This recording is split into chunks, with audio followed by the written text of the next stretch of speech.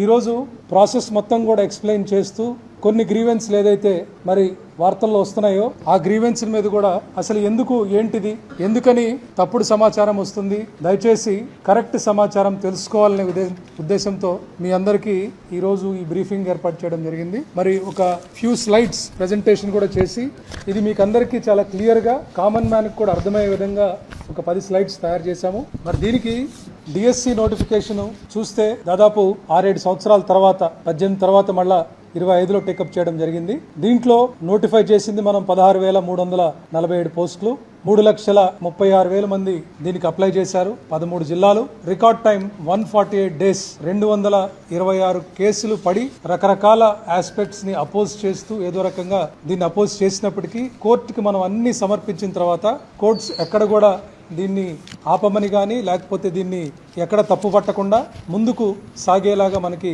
మరి ఎక్కడ అవరోధాలు కోర్ట్స్ ద్వారా ఎక్కడ రాలేదు కాబట్టి రికార్డ్ టైంలో మనము కంప్లీట్ చేసి ఒక పండుగ వాతావరణంలో అందరికి కూడా సర్టిఫికేట్స్ అపాయింట్మెంట్ లెటర్స్ ఇవ్వటం జరిగింది. మరి ఈ ప్రాసెస్ చూస్తే next please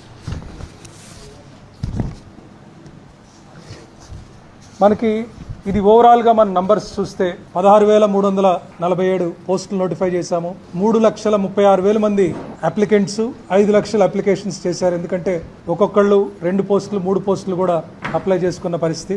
examination centres TCR Nayan centres TCS 154 centres. Question banks మేము ఎలా చేసాము అది కూడా మీకు వివరిస్తాను. క్వశ్చన్ బ్యాంక్ ఎలా చేసాము, ఎందుకు this is a full proof system, ఎక్కడ ఎటువంటి మ్యానిపులేషన్ కానీ ఎక్కడ ఎటువంటి డీవియేషన్ కానీ ఆస్కారం లేకుండా ఎలా ఉందనేది ఐ విల్ ఎక్స్ప్లెయిన్. అలాగే ఫైనల్ గా మనం 15,941 మందికి అపాయింట్మెంట్ లెటర్స్ ఇచ్చాము.